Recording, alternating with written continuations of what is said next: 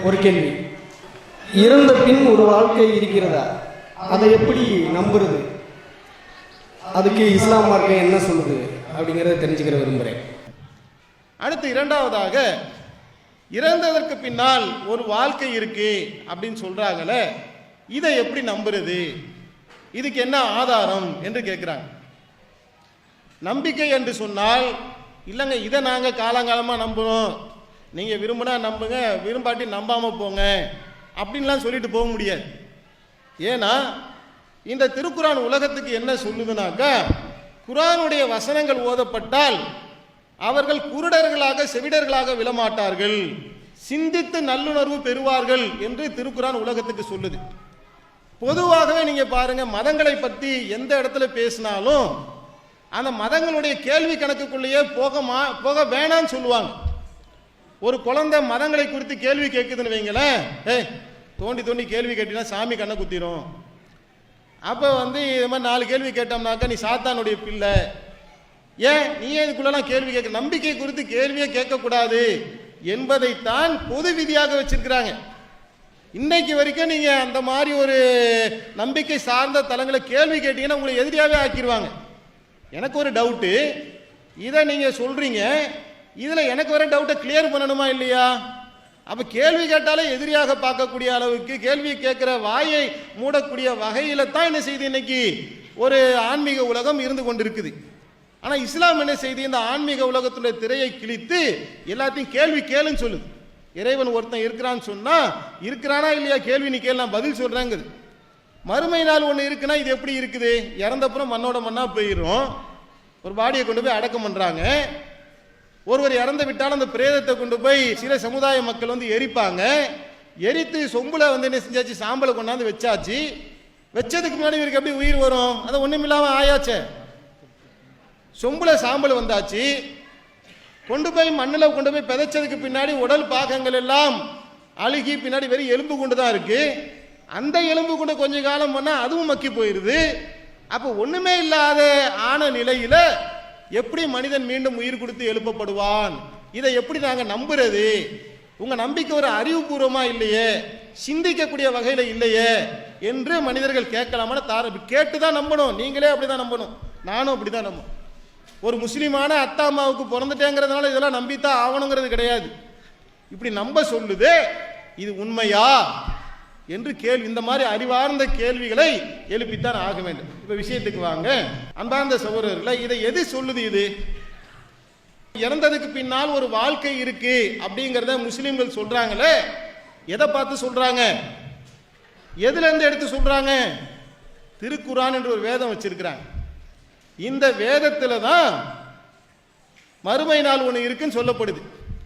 அப்ப இந்த வேதம் இறைவனுடைய புறத்திலிருந்து வந்ததா இல்லையா அப்படிங்கிறத நம்ம கிளியர் பண்ணிக்கிட்டோம் சொன்னா அது சொல்லக்கூடியது உண்மைதாங்கிறது கிளியர் ஆயிடும். அப்படிதானே? ஒரு கையில முஸ்லிம்கள் குரான் வச்சிருக்காங்க இல்லைங்க, குரான் பார்த்திருக்கீங்களே, நீங்க எல்லாருமே குரான் பார்த்திருக்கீங்களே. இந்த குரான் இறைவனுடைய புறத்திலிருந்து வந்தது என்று முகமது நபி சொல்றாங்க. இது இறைவன் கிட்ட தான் வந்துச்சா அல்லது முகமது நபி அவரை எழுதிக்கிட்டாரா அப்படிங்கிறத கிளியர் பண்ணிட்டோம்னா, அந்த குரான் ஒருவேளை மனிதனால் எழுதப்பட்டதாக இருந்தால் அது சொல்றதுல உண்மையும் இருக்கும் பொய்யும் இருக்கும். அது இறைவனால் மட்டும்தான் அருளப்பட்டது என்பது தெள்ள தெளிவாக நமக்கு புரியும் என்று சொன்னால் அது சொல்லக்கூடிய ஒவ்வொன்றும் உண்மைதான் அப்படிங்கிறத நாம நம்பி ஆகணும். அந்த திருக்குரான் என்ன பேசுதுனாக்கா, உலகத்துக்கு மறுமை நாளையில, அதாவது மறுமை நாள் இருக்குன்னு சொல்லுதுல, அங்க நடக்கக்கூடிய சம்பவத்தை பத்தி குரான் பேசுது. என்ன பேசுது? அங்கே யார் நரக வேதனையை அனுபவிக்கின்றார்களோ அவர்களுடைய தோள்கள் நெருப்பினால் பொசுக்கப்படக்கூடிய நேரத்தில் அவன் அந்த வேதனையை பூரணமாக உணர்வதற்காக புதிய தோள்கள் அவருக்கு அணிவிக்கப்படும் என்று திருக்குரான் சொல்லுது. ஏன் புதிய தோலை கொடுக்கணும்? இது மறுமையில் நடக்கக்கூடிய சம்பவங்க. ஒரு வாட்டி தோல் கரிஞ்சு போயிருச்சுன்னா அதுக்கப்புறம் வழியே தெரியாதுங்க. நீங்க நெருப்புல யாராவது எரியிறாங்கல்ல, அவங்கள கொண்டு போய் ஆஸ்பத்திரியில் சேர்த்தீங்கன்னா முதல் வேலை என்ன செய்வாங்கன்னா, ஒரு குச்சி வச்சிருப்பாங்க சார்பா, அந்த குச்சியை வச்சு குத்துவாங்க. ஹானு கத்துனாருன்னு வைங்களேன், அந்த அந்த உணர்வை வைத்துக்கொண்டு இது ஃபர்ஸ்ட் டிகிரியா, செகண்ட் டிகிரியா, தேர்ட் டிகிரியா. தேர்ட் டிகிரினாக்கா என்ன ஆகும்னா, குச்சியை வச்சு குத்துனா கூட அவங்க என்ன செய்ய மாட்டாங்க, கத்த மாட்டாங்க. அந்த அந்த சொரணையே இருக்காது, உணர்வே இருக்காது. அப்படின்னா என்ன அர்த்தம்னா, தோல் மொத்தமா எரிஞ்சு போச்சுன்னு அர்த்தம். தோல்ல இருக்கக்கூடிய லேயர் இருக்குல்ல, உணர்வை கடத்தக்கூடிய அந்த லேயர் வரைக்கும் மொத்தமா எரிஞ்சிருச்சுன்னா அவங்கள காப்பாற்ற முடியாது அப்படின்னு அர்த்தம். அதான் தேர்ட் டிகிரி லேயர். இப்ப முகமது நபி அவர்கள் சொன்ன அந்த கொண்டு வந்த அந்த திருக்குரானிலே வாசகத்தை நல்லா கவனிங்க. அவர்கள் வேதனையை பூரணமாக உணரும் பொருட்டு அவர்களுக்கு தோள்களை நாம் மாற்றிக்கொண்டே இருப்போம். தோல்ல தான் வேதனை உணரக்கூடிய தன்மை இருக்கின்றதை எப்ப கண்டுபிடிச்சான் மனுஷன்? எப்பங்க கண்டுபிடிச்சான்? 1400 ஆண்டுகளுக்கு முன்னாடி குரான் வந்துருச்சுங்க. இது முகமது நபிக்கு எப்படி தெரியும்? அவர் ஒரு மனிதராக இருந்தால், அதுவும் இந்த சம்பவம் எங்க நடக்கக்கூடிய சம்பவமாக சொல்றாரு, மறுமையில நடக்கக்கூடிய சம்பவத்தை இந்த மாதிரி ஒண்ணு நடக்கும் என்று இறைவன் எனக்கு சொல்றாருன்னு வகை செய்தியை சொல்றார், இறை செய்தியை சமுதாயத்துக்கு எடுத்து சொல்றார். அதுல வரக்கூடிய சம்பவம் என்ன சொல்லுது? நெருப்புல போடும்போது தோள்கள் பொசுங்கும். பொசுங்கினதுக்கு பின்னாடி வேதனையை பூரணமாக உணர்வதற்காக புதிய தோள்களை இறைவன் அவருக்கு அணிவித்துக் கொண்டே இருப்பார். ஒரு வாட்டி பொசுங்கிருச்சுனாக்க அவ்வளவுதான், வேதனைலாம் போயிடும். அப்ப தோலை மாத்தி மாத்தி மாத்தி அவர் வேதனையை அனுபவிக்க வேண்டும் என்பதற்கா என்று ஒரு சம்பவத்தை திருக்குரான் பேசுகின்றது. தோள்கள் தான் வேதனையை உணர்கின்றது என்பதை சமீப காலத்துல தானே கண்டுபிடிச்சாங்க. மரத்து போற ஊசிலாம் எங்க போடுறாங்க? தோல்ல தானே போடுறாங்க. இடுப்புக்கு கீழே ஒரு ஆபரேஷன் எங்க போடுவாங்க? முதுகுல போடுவாங்க. உங்களுக்கு வேற ஏதாவது ஒரு இடத்துல சின்னதாக செய்யணும்னாக்கா அது சம்பந்தப்பட்ட தோல்லையே என்ன செய்வாங்க? ஊசியை போடுறாங்களா இல்லையா? அப்ப தோலில் தான் மரத்து போகக்கூடிய தன்மை இருக்குது, அந்த உணர்வு நரம்புகள் இருக்குது அப்படிங்கிற ஒரு சயின்ஸ் 1400 ஆண்டுகளுக்கு முன்னாடி இருந்துச்சா? இல்ல.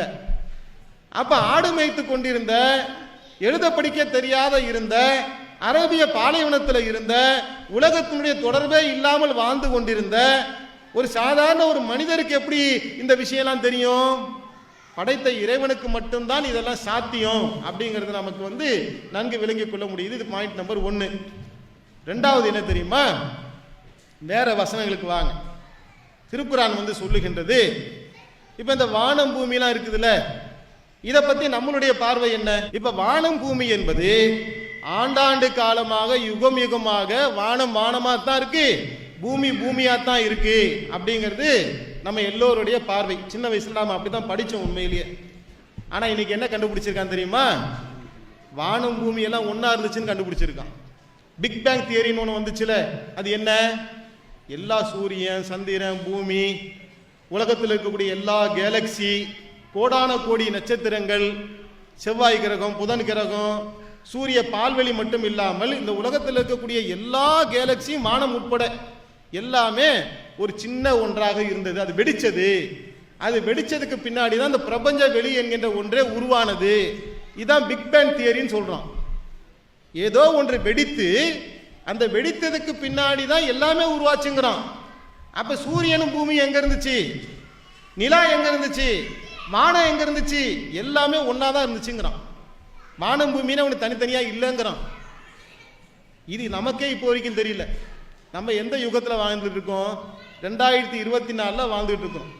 21ஆம் நூற்றாண்டுல நம்ம வாழ்ந்துகிட்டு இன்னைக்கு வரைக்கும் நமக்கு தெரியலங்க. கமுதிங்கிறது இன்னைக்கு ஒரு பட்டிக்காட்டிலையா இருக்கிறோம். எல்லா விஞ்ஞான யுகமும் 5G இன்டர்நெட் இதை கண்டுபிடிச்சு பல ஆண்டு ஆயிடுச்சு. இன்னைக்கு வரைக்கும் நமக்கு தெரியல. திருக்குரான் பேசுகின்ற நீங்க பார்த்தீங்கன்னா ஆச்சரியப்படுவீங்க. திருக்குரானுடைய வசனத்தை பாருங்க. வானங்களும் பூமியும் இணைந்திருந்தன என்பதையும், உயிருள்ள ஒவ்வொரு பொருளையும் நீரில் இருந்து படைத்தோம் என்பதையும் நிராகரிக்கக்கூடிய அந்த மக்கள் சிந்திக்கவில்லையா? நீ கடவுளை இல்லைன்னு சொல்றியப்பா. இந்த திருக்குரானை இறைவனுடைய வேதம் இல்ல, இது முகமதை எழுதி கொண்டார் என்று நீ சொல்றிய. வானம் பூமி இணைந்திருந்தது, ஒவ்வொரு பொருளையும் நான் தண்ணில தான் படைச்சேன் என்று இறைவன் சொல்லிட்டு சொல்றான். இதை நிராகரிக்கக்கூடியவர்கள் சிந்திக்க வேண்டாமா? சிந்திச்சு பாருங்க. நான் கேட்கிறேன், இந்த ஒரு விஞ்ஞான தத்துவத்தை ஆடு மேய்க்கிற ஒருத்தர் 1400 இப்ப நமக்கு தெரியலையே, அவருக்கு எப்படி தெரிஞ்சிச்சு? இப்ப வானம் பூமி ஒன்று இணைந்திருந்தன குரான் சொல்லுதுங்க. இப்போ வரைக்கும் விஞ்ஞானிகள் நிராகரிச்சிட்டாங்கன்னு வைங்க, வானம் பூமிலாம் ஒன்றா இல்லைங்க, தனித்தனியாக தான் அப்பத்துலேருந்து இருக்குதுன்னு சொன்னால் இந்த குரான் பொய்யாயிரும். நானே இந்த குரானை விட்டு வெளியே வந்துடுவேன். இஸ்லாத்தை விட்டு வெளியே வர்றதுக்கு நான் தயாராக இருக்கேன். ஒரு குறிப்பிட்ட மதத்திலே பிறந்ததுனால அந்த மதத்தை கட்டி பிடிச்சிக்கிட்டு மதவெறியோடு இருக்கணுன்ற அவசியம் நமக்கு இல்லை. நாம் உண்மையை தேட வேண்டியவர்களாக இருக்கணும். யாருடைய தாய் வயிற்றுல வேணாலும் பிறந்து இருக்கட்டுங்க. எங்கள் அப்பா பிளாட்ஃபார்மில் கடை வச்சாருங்க, நான் பிளாட்ஃபார்மில் தான் கடை வைக்கணுமா? எங்கள் அப்பா விவசாயம் பண்ணார், நான் விவசாயம் தான் பண்ணால் டாக்டருக்கு படிப்பேன். எங்கள் அப்பா செருப்பு தைச்சாரு, நான் செருப்பு தான் தைக்கணுமா? நான் எல்லா தொழிலையும் மாற்றிக்கிறேன்ல. எங்கள் அப்பா என்ன கடவுளை கும்பிட்டாரோ, எங்கள் அம்மா எந்த தெய்வத்தை கும்பிட்டாங்களோ அந்த கடவுளை அந்த தெய்வத்தை தான் நான் கும்பிட்டாகணுமா? அவசியம் இல்லை. நான் சிந்திக்கிறேன், நான் ஆய்வு செய்கிறேன், உண்மை எது என்ற தேடுதலை நோக்கி நான் வருகின்றேன் என்று சொன்னால் திருக்குரான் உலகத்துக்கு பறைசாற்றுகின்றது உண்மையை நோக்கி வாங்க, சத்தியத்தை நோக்கி வாங்க, இதான் சத்தியம். வானம் பூமி ரெண்டுமே இணைந்திருந்தது அப்படிங்கிறத படைத்த இறைவனுக்கு தெரியுமா, முகமது நபிக்கு தெரியுமா? ஒரு சாதாரண முகமது நபி ஆடு மேய்ச்சிக்கிட்டு இருந்தவர் இதை சொல்ல முடியுமா? அரேபிய பாலைவனத்தில் பிறந்து வாய்ப்பே கிடையாது. நீங்க எவ்வளவு விஷயத்தை பத்தி நீங்க ஆய்வு செய்யுங்க, ஆராய்ச்சி பண்ணுங்க. இதை 1400 ஆண்டுகளுக்கு முன்னாடி வாழ்ந்த, அதுக்கு முன்னாடி யாராவது சொல்லியிருந்தா கூட காப்பி அடிச்சு சொன்னாங்கன்னு சொல்லலாம். அதுக்கு முன்னாடி உலகத்தில் அந்த மாதிரி ஒரு 100 ஆண்டுகளுக்கு முன்னாடி இல்லைங்க. அப்ப 1400 ஆண்டுகளுக்கு முன்னாடி யாராவது சொன்னாங்களா? இல்லையே. முதல்ல உலகத்துக்கு இந்த விஷயத்தை என்ன செய்யறாங்க, முகமது நபி அவர்கள் எடுத்து சொல்றாங்க, வானம் பூமி எல்லாம் ஒன்னா தான் இருந்துச்சு. அப்ப இந்த திருக்குரான் என்பது இறை வேதம் தான் அப்படிங்கிறது ப்ரூஃப் ஆயிடுச்சுன்னு சொன்னா, மறுமை நாளில் நடக்கக்கூடிய விஷயத்தை பத்தி சொல்றாங்க, அதுவும் உண்மை, அதுவும் அந்த விஞ்ஞான கருத்தும் உண்மைன்னு சொன்னா, அப்ப இந்த திருக்குரான் சொல்லக்கூடிய அனைத்துமே உண்மை, மறுமை நாளும் உண்மைங்கிறது ஆகி போயிடும். இதை விட ஒரு பெரிய அற்புதம் என்ன தெரியுமா? இந்த உலகம் இருக்குல்ல, மறுமை நாள்னு சொல்லும்போது நம்ம எல்லாரும் ஆச்சரியப்படுறோம். என்னங்க செத்துருவோமா, மண்ணோட மண்ணா போயிடுவோமா, இன்னொரு உலகம் படைக்கப்பட்டு அதுல ஒரு வாழ்க்கை இருக்குதான், இதெல்லாம் என்னங்க ரீல் விடுற மாதிரி இருக்கு, விட்டாலாச்சியா கதை மாதிரி இருக்குது, விக்கிரமாதித்தன் வேதத்தை தூக்கிட்டு போன கதை மாதிரி இருக்குது, இதெல்லாம் நம்புறா மாதிரியா இருக்கு, ஏன் போய் காதுல பூ சுத்துறீங்க, மக்களை சும்மா ஏன் நீங்க பயமுறுத்துறீங்க, ஏதாவது நல்லது சொல்றாங்க சொல்லிட்டு போக வேண்டியதானே, அது என்ன மறுமை நாள் இருக்கு, நரகம் இருக்கு, சொர்க்கம் இருக்கு, நல்லது செய்யணும்னு சொல்லிட்டு போனா நாங்க நம்பிட்டு போறோம், ஏன் இப்படி பயமுறுத்துறீங்க என்றெல்லாம் நம்முடைய உள்ளத்துல சந்தேகம் வரலாம். நான் கேட்கிறேன், இப்ப நம்ம இந்த பூமி பந்தில் உட்கார்ந்து இருக்கிறோமே, இதுவே ஒண்ணும் இல்லாம தானே இருந்துச்சுன்றான் விஞ்ஞானிகள். இதை நம்புறோம்ல. இந்த உலகத்துல ஒரு 100 வருடத்துக்கு முன்னாடி நான் எந்த ஒரு பொருளாவும் இல்லைனா, குர்ஆன் அதை பத்தி பேசுது. மனிதன் இன்ன பொருள் என்று சொல்ல முடியாத நிலையில் அவன் இருக்கவில்லையா? ஹல்ஹத்தா அலல் இன்சானி ஹீனும் மின தஹ்ரி லம் யகுன் ஷையம் மதுகூரா, காலத்தின் மீது ஒரு நேரம் வந்து இன்ன பொருள் என்று சொல்ல முடியாத நிலையில் மனிதன் இருக்கவில்லையா? ஒரு புழுவா கூட இல்லை, ஒரு பூச்சியா கூட இல்லைங்க, விந்துவா கூட இல்லை, ஓப்பனா சொல்றதா இருந்தா. ஏன்னா அப்பாவே இல்லையே, அப்பா இருந்தா தான் அதெல்லாம் இருக்கும். நம்ம தந்தையே இல்லை 100 வருஷத்துக்கு முன்னாடி, அப்ப நாம எப்படி வந்தோம்? இப்ப இது ஒரு பக்கம். எப்படி இதெல்லாம் நடக்கணும் ஆச்சரியப்பட்டா, மழை பெய்யும் போது பாருங்க, ஒரு பூமி செத்து கிடக்குதுங்க, இறந்து விட்ட பூமியை பார்க்குறோம். மழை பெய்யும் போது அதுலேருந்து என்ன செய்யுது, உயிருள்ள காளான் வருது, செடி கொடிகள் வருது. எப்படி வருது? இறந்துதான் போச்சே. இறந்து போன ஒன்றிலிருந்து இறைவன் அதை உயிர்ப்பிக்கிறானா இல்லையா? கண்ணு முன்னாடி காட்டுறான். திருக்குரான் இதை பேசுது. இறந்து விட்ட பூமியை நீங்கள் பார்க்கவில்லையா? வானிலிருந்து நாம் மலையை பொழிவிக்கின்றோம், அந்த புற்பூண்டுகள் முளைக்கின்றதே, இது போல நான் உங்களை உயிர் கொடுத்து எழுப்புவேன்றான் இறைவன். ஒரு கார் கம்பெனிக்காரன் கார் என்ன செஞ்சுட்டான், தயாரிச்சு 1 லட்சம் காரை தயாரிச்சுட்டான். அவன்கிட்ட போய் நம்ம சவால் விடுறோம், பா உன்னால ஒரு குண்டூசி தயாரிக்க முடியுமா? இது ஒரு சவாலா? இது அவன் தான் 1 லட்சம் காரையே தயாரிச்சுட்டானே. மனித குலத்தையே தயாரிச்சாச்சு. 800 கோடி பேர் இன்னைக்கு இருக்கிறோம். ஒண்ணுமே இல்லாததுல இருந்தா எல்லாரும் வந்திருக்கிறோம். திருப்பி மனிதனை உயிர் கொடுத்து எழுப்புறது கஷ்டமா? ஒண்ணுமே இல்லாததுல இருந்து இந்த பிரபஞ்சமே உண்டாயிருச்சு, திருப்பி ஒரு உலகத்தை இறைவன் உண்டாக்குறது கஷ்டமா? அதான் ஏற்கனவே செஞ்சு காய்ச்சாச்சே. செய்யவே இல்லாட்டி பரவாயில்ல, செஞ்சு கண்ணுக்கு முன்னாடி ஒரு ஆதாரத்தை காமிச்சு அந்தரத்துல பூமியை தொங்க வச்சு, அந்த அந்தரத்தில் இருக்கக்கூடிய பூமியில இந்தியாவில், தமிழ்நாட்டில், கமுதியில நாம உட்கார்ந்து ஒரு மண்டபத்தில் உட்கார்ந்துக்கிட்டு என்ன நம்ம யோசிக்கிறோம்? அது எப்படி இன்னொரு மறுமை நாள் எப்படி வரும்? அது எப்படி சாத்தியம்? அதெல்லாம் உனக்கு இருக்குதா? இருக்குப்பா. இது சாத்தியம்னா அது சாத்தியம் தானே. இது சாத்தியம்னா அது சாத்தியமா இல்லையா? அதை சொல்லுங்க. சூரியன் ஒரு கோள் இருந்துச்சான், அதை வெடிச்சுச்சான், அது அப்படியே நவக்கிரகங்களா ஆயிடுச்சான், அப்புறம் சூரியனை இதெல்லாம் சுத்துதான், அது கடல் வந்து அந்த பூமிக்குள்ள இருக்குதான். இதுவே நம்புற மாதிரி இல்லையே ஒரு காலகட்டத்தில். யாராவது நம்புறாங்களா? பூமியை தட்டன்னு சொல்லிட்டு இருந்தான்.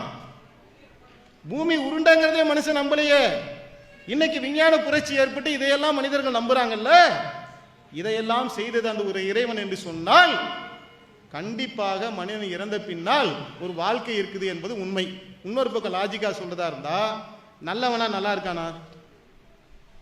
நல்லவர்கள் இந்த உலகத்துல நல்லா இருக்கிறாங்களா? நியாயமான இடத்துல நடக்கிறாங்க, லஞ்சம் வாங்கக்கூடாதுன்னு நினைக்கிறான், அவனை வாழ விடுறானா? உங்களை தான் கேட்கிறேன். துரத்தி நாயை துரத்துற மாதிரி துரத்துறான். ஒரு அதிகாரி லஞ்சம் வாங்க மாட்டேன் என்று சொன்னால் லஞ்சம் வாங்காதவன் தானே நல்லா இருக்கணும். அதான உலக நியதி. அவனுக்கு நியாயம் கிடைக்கலையே. ஒருத்தன் ஒரு ஆளை என்ன செய்யறான், ஒருத்தன் 10 கொலை பண்றான், இவனுக்கு என்ன தண்டனை கொடுக்குறாங்க? 10 கொலை பண்ணவனுக்கு என்ன தண்டனை? அதிகபட்ச தண்டனையை சொல்லுங்க. தூக்குலையே போடுறாங்க வச்சுக்கோங்க. 10 வாட்டியில தூக்குல போடணும். ஒரு கொலை பண்ணவனுக்கு ஒரு வாட்டி தூக்குல போடுவீங்களா? 10 கொலை பண்ணவனுக்கும் ஒரு வாட்டி தான் தூக்குல போடுவீங்களா? 100 கொலை பண்ணவனுக்கும் ஒரு வாட்டி தான் தூக்குல போடுவீங்களா? இது எப்படி நியாயமாகும்? நியாயமே இல்லையே. அயோக்கியத்தனம் பண்றான், லஞ்சம் வாங்குறான், கொலை செய்யறான், கொள்ளை அடிக்கிறான், அரசியல்வாதி ஆகுறான், சுகமா வாழ்ந்து வெர்ரா பீச்சில் செலவச்சிட்டு போயிடான் அவனுக்கு. அப்ப நான் நியாயமா வாழ்ந்து எனக்கு என்ன யூஸ் இருக்கு? நானும் அந்த மாதிரி போறேன், நானும் கொலை செய்யறேன், கொள்ளை அடிக்கிறேன். நான் நினைப்பேனா நினைக்க மாட்டேனா? கடவுள் ஒருத்தர் இருக்காருன்னு வச்சுக்கோங்க உதாரணத்துக்கு. அப்ப நான் என்ன செய்யணும்? அயோக்கிய பையெல்லாம் என்ன செய்யணும்னாக்கா கஷ்டப்படணும். நல்லவனா நல்லா இருக்கணும். இதான சரியான நியதி. ஆனா இங்க என்ன நடக்குது? ஏருக்கு மாறா இருக்கு. நல்லவெல்லாம் கஷ்டப்படுறான், அயோக்கிய பல கொலை செய்யறவன், கொள்ளை அடிக்கிறவன், பொய் பேசுறவன், பித்தலாட்டம் பண்றவன்லாம் சொகுசான பதவியில உட்காந்துட்டு நல்லா இருக்கணும். நான் இன்னாரு அன்னாரு இந்த கட்சி அந்த கட்சி அந்த அரசியலுக்குள்ளே போகல. இது இருக்கா இல்லையா அதை சொல்லுங்க. உங்களை தான் கேட்குறேங்க, இருக்கா இல்லையா? இப்போ எனக்கு நியாயம் எங்கே கிடைக்கும்? ஒன்று நான் கடவுளே இல்லைன்ட்டு போயிடணும். இதெல்லாம் பார்த்து நான் என்ன செய்யணும்? அப்பா கடவுளுக்கு கண்ணு இருந்தால் இதை பார்த்துக்கிட்டு சும்மா இருப்பாரா? அயோக்கியனை வாழ விடுறாரு, நல்லவன் வந்து இந்த உலகத்தில் பரிதவிச்சு நிற்கிறான். இதெல்லாம் என்ன கடவுள் என்று கேள்வி கேட்பானா கேட்க மாட்டானா? இதுக்கெல்லாம் தீர்வு இஸ்லாம் தான் கொடுக்குது. இந்த லாஜிக்கான கொஸ்டினுக்கெல்லாம் நீங்கள் எங்கேயும் போய் தீர்வை தேடவே முடியாது. மறுமை நாள் ஒன்று இருக்குன்னு சொல்லும் போதுதான் இஸ்லாம் சொல்லுது இந்த வாழ்க்கை சோதனைக்காக கொடுக்கப்பட்டது. நீ நல்லது செய்யறியா கெட்டது செய்யறியா, நல்ல மனிதனாக வாழ்றியா தீவனாக இருக்கிறியா, அந்த இறைவனுக்கு பயந்து உன் வாழ்க்கையை அமைச்சுக்கிறியா, அநியாயம் பண்றியா, சோதிக்கிறதுக்காகத்தான் இந்த வாழ்க்கை. தீர்ப்புங்கிறது அங்கதான். வா உயிர் கொடுத்து எழுப்பி உன்னை நிக்க வச்சு ஒவ்வொன்னா படம் போட்டு காட்டுவேன். இந்த பாரு, நீ திருநியா, நீ லஞ்சம் வாங்கினியா, பித்தலாட்டம் பண்ணியா, இறைவனை நிராகரிச்சியா, இறைவனுக்கு இணை வைச்சியா, பெற்றோரை அடிச்சியா, பெற்றோருக்கு நோவினை பண்ணியா, எல்லாத்தையும் படம் போட்டு இறைவன் காட்டுவான். காட்டி அவனையே ஒத்துக்க வச்சு நரகத்துக்கு போடா நரகத்துக்கு. இப்ப இதை கேட்கும் போது என் மனசு குளிருது. ஆஹா, இறைவன் நான் ஒருத்தன் நம்புறேன், இன்னைக்கு இல்ல நாளைக்கு ஒரு நாள் அவன் எனக்கு அதை தீர்ப்பை தருவான் என்று நான் நம்புறேன்னு சொன்னா என் மனசு ஏத்துக்குது. அப்ப மறுமை நாள் ஒண்ணு இல்லைன்னு சொன்னா இந்த கேள்விக்கெல்லாம் யார் பதில் தருது? கடவுளை நம்புறோம், இந்த கேள்விக்கு பதில் இல்லையே. பதில் தெரியாத கேள்விகளோடு குழப்பத்தோடு நான் கடவுளை எப்படி நான் நம்புவேன்? அதனால தான் சில பேர் கடவுளை இல்லைன்ட்டு போயிடும்.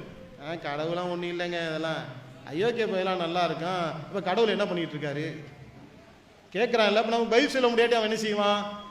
ஒன்று நாம அவன் சைடுக்கு போகணும், நம்ம அந்த வாதத்துக்குள்ள வருவதாக இருந்தால் நம்ம புரிய வைக்கணும். அப்படிதானே? இப்போ இந்த தத்துவங்களை எல்லாம் பல விஷயங்களை சொல்லியிருக்கோம். இதுக்குள்ள இன்னும் பல கூறுகள் இருக்குது. இருந்தாலும் குறிப்பிட்ட ஒரு 3 விஷயங்களை மறுமை நாள் இருக்கு என்பதை திருக்குரானுடைய வசனங்களிலிருந்து காட்டிருக்கிறோம், வாழ்வியலில் எழக்கூடிய கேள்விகளிலிருந்து நாம காட்டியிருக்கிறோம். இந்த வாழ்க்கை உண்மை என்று சொன்னால், இது ஒன்றுமில்லாததிலிருந்து உருவானது உண்மை என்று சொன்னால், ஒன்றுமே இல்லாத நிலையிலிருந்து அந்த மறுமையையும் இறைவன் செய்வான், ஒரு உலகத்தை கொண்டு வருவான் அப்படிங்கிறது உண்மையாகத்தான் இருக்கும். அப்படிங்கிறத நம்ம காரண காரியங்களோடு என்ன செஞ்சிருக்கோம், இந்த கேள்விக்குண்டான விடையாக நாம பார்த்திருக்கிறோம்.